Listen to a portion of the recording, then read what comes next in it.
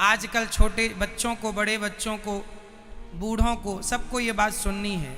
आजकल लोगों को संस्कार नहीं है, जरा जरा सी बातों में झगड़ा करने लग जाते हैं। अपने से बड़ों से बात कैसे करनी चाहिए, क्या ये संस्कार नहीं है? भैया बोलो। छोटी छोटी बातों में झगड़ा कर लेते हैं, गालियां आप निकालने लगते हैं, क्या ये आपके संस्कार हैं? नहीं। संस्कार हमें ऐसे हमारे अंदर हो कि हम सहनशील बने। सहनशील होना सबसे श्रेष्ठ संस्कार है। कोई हमारा अपमान कर रहा, गाली दे रहा, कहाँ ध्यान देंगे भैया? चलो, ये एक संस्कार है। किसी को डांटना है तो कमरे में ले जाके डांट दो।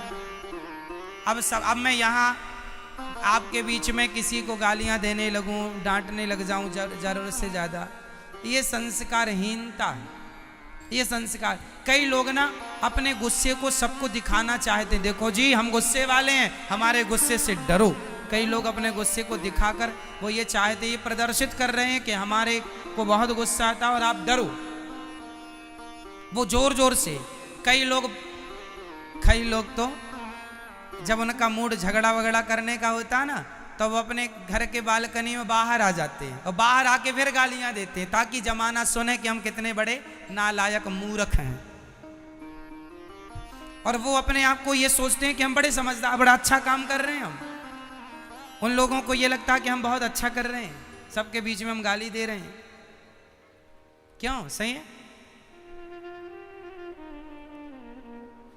जरा मर्यादा में रहा करो। झगड़ा हो, बात विवाद हो, पति पत्नी का भी झगड़ा हो तो कमरे के अंदर ही आवाजें रहें, चार दीवारी के बाहर आवाजें ना जाएं। भाई भाई का भी झगड़ा हो तो कमरे में बैठ के ही सलटा लो, उसे ठीक कर लो।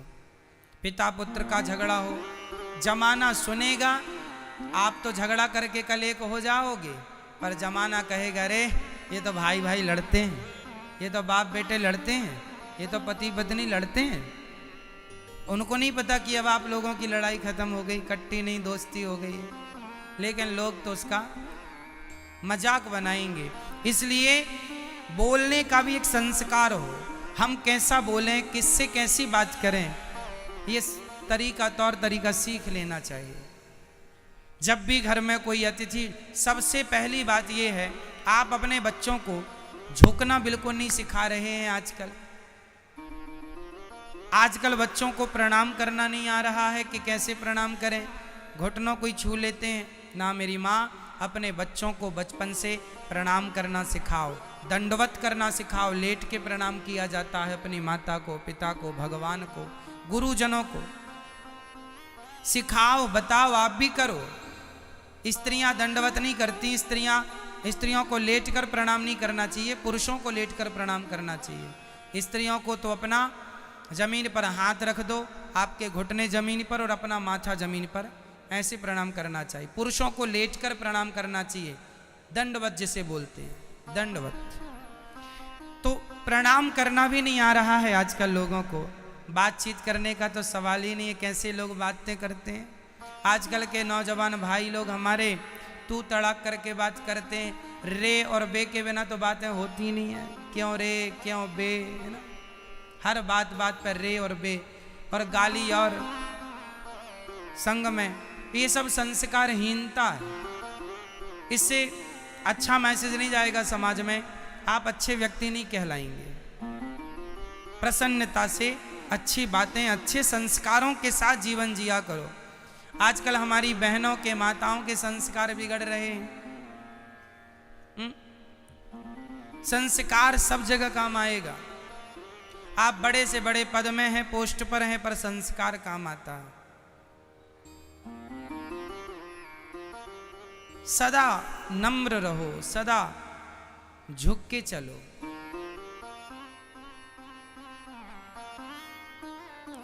सीढ़ी जब आप चढ़ते हैं तो आपने कभी सीढ़ी चढ़ते समय महसूस किया होगा, सीढ़ी चढ़ते समय आपको थोड़ा सा झुकना पड़ता है। झुक के आप, जबकि आप उतरते हैं तो बिल्कुल खड़े उतरते हैं, उस समय झुकने की जरूरत नहीं पड़ती। कुल मिलाकर यदि ऊंचाइयों में जाना है तो झुक के चलना सीखो। जब ऊंचाइयों में जाओगे तो, और यदि नीचे आ रहे हैं तो फिर नीचे तो वही आएगा जो अकड़ जाएगा। नीचे कौन आएगा? जो। इसलिए झुकता वही है जिसमें जान होती है। अकड़ तो मुर्दे की पहचान होती है। अकड़ तो मुर्दा जाता है मरने के बाद, इसलिए झुक जाइए। आम का पेड़ झुकता है। किसी ने बबूल के पेड़ को झुकते हुए देखा है? क्योंकि कांटों से भरा है बबूल। आम मीठे मीठे फलों से भरा है, इसलिए झुकता है। उसकी डालियां इतनी झुकती हैं, सीजन पर तो डालियां टूट जाती हैं। झुकता वही है जिसमें जान है, इसलिए झुकना सीखो। हम तो देखो, हम अपनी बताएं, हम तो हमेशा हाथ जोड़ के बात करते हैं, भैया आओ, कैसे हो, कहाँ हो। कोई गाली भी दे, अच्छा भैया ठीक है, खुश रहो, भगवान सुखी रखें आपको। हाथ जोड़ के। हमारे ये हाथ काहे के लिए हैं? गला दबाने के लिए नहीं। हाथ जोड़ के रखो, है ना। ये सरलता अच्छी है। सबसे हमेशा यूं ही बात किया करो, भैया ठीक, आइए आइए। ये आपके संस्कार हैं। हम हाथ जोड़ की बात करते हैं। हम जब भी भागवत करने कहीं नगर शहर जाते हैं ना, तो शोभा यात्रा जब होती है तो हम बैठते हैं, आप लोग रथ ले आते हैं, रथ पर बैठते हैं, तो फिर हम पूरे नगरवासियों को जितनी देर बैठेंगे पूरे टाइम हम हाथ जोड़ के सबका अभिवादन ही, जो दिखता है हमें, माताएं बहनें खिड़की दरवाजे अपने घरों से, कोई अपनी दुकान से, गली से, सबको हम जय श्रीमन्नारायण, सबको राधे राधे, सबके लिए हाथ जोड़ के अभिवादन करते हैं। सबका स्वागत, सबका कल्याण हो, ऐसे ऐसे, है ना। कई लोगों को हम हाथ जोड़ के ऐसे करते हैं और वो लोग ऐसे खड़े रहते हैं। उनको कुछ हो ही नहीं रहा। क्यों नहीं हो रहा? गलती उनकी नहीं है, संस्कार ही नहीं मिले बेचारों को कि जब कोई आपके सामने हाथ जोड़ के आपका अभिवादन, हाथ जोड़ने वाले को आप कमजोर ना समझिएगा। हाथ जोड़ रहा है जो व्यक्ति, कई लोग लोगों की सरलता को ना मूर्खता मान, अरे मूर्ख है, कुछ नहीं जानता, अज्ञान, इसलिए हाथ जोड़े बैठा। ना जी, हाथ जोड़ना मूर्खता नहीं है, बल्कि ये दर्शाता है कि आप सबसे समझदार हैं और विद्वान आप ही हैं, क्योंकि विद्या ददाति विनयम, जो नम्र है वही विद्वान है। जिसके अंदर नम्रता नहीं है, पोथी पढ़ पढ़ जग हुआ पंडित भया ना कोय, 2.5 अक्षर प्रेम का पढ़े सो पंडित होए। यदि आपके अंदर नम्रता है तो आप विद्वान हैं और आप पढ़े लिखे। यदि आप अकड़ू अहंकारी हैं तो फिर आप जैसा मूर्ख कौन होगा? उसे आप विद्वान ना समझिएगा, जिसे अपनी विद्या का घमंड है। अच्छा बताइए, विद्या क्या देती है? बोलो। विद्या ददाति विनयम, विद्या हमें विनय मीन्स नम्रता देती है। पढ़ लिख कर क्या बनोगे? नम्र बनोगे। पढ़ लिख कर यदि अहंकारी बन गए तो आप पढ़े ही नहीं हैं, बस आप पढ़े ही नहीं हैं। पढ़ लिख कर यदि आप नम्र बने हैं तो आप पढ़ के आ गए। लेकिन आजकल की पढ़ाई लोगों को तो एटीट्यूड देने वाली बन गई, अहंकार। आजकल के बच्चे कोई पीएचडी कर बस ले, लो साहब, सीधे नहीं चलता, उसको गर्मी में पीएचडी किए बैठा हो, जहां जाए मैं पीएचडी कर लिया हूं, मेरी तो ये डिग्री देखो, व्हाट्सएप में लिए घूमता रहता, लो देखो। क्या करेंगे हम? अचार बना के खा लें तुम्हारी डिग्री का? हमें क्या करना तुम्हारी डिग्री से? हमें तो इससे मतलब नहीं है कि आपके पास डिग्री कितनी है, हम तो प्रत्यक्ष ये देख रहे हैं कि आपके अंदर नम्रता कितनी है, सहजता कितनी है, आपके संस्कार कैसे हैं, आप इंसान कैसे हैं। आपकी डिग्री कितनी है हमें क्या, आप कितने अच्छे इंसान हैं, ये आपकी डिग्री देख के पता नहीं लगेगा, ये आपका व्यवहार देखकर पता लगेगा कि आप कितने अच्छे इंसान हैं। क्यों जी? सही है। आपके बहुत अच्छे नंबर आए हों, बहुत अच्छे अंकों से आप पास हुए हों, अच्छी डिवीजन बनाए हों, लेकिन आपके संस्कार अच्छे नहीं हैं, तो हम क्या करेंगे? डिवीजन का, आपके डिवीजन का हम क्या करेंगे बताओ? मैया समझ आ रही है? इसलिए बहू बहुत पढ़ी लिखी हो या बहुत संस्कारी हो, बताइए कौन सी अच्छी कहलाएगी? बहुत पढ़ी लिखी है पर संस्कार बिल्कुल नहीं है।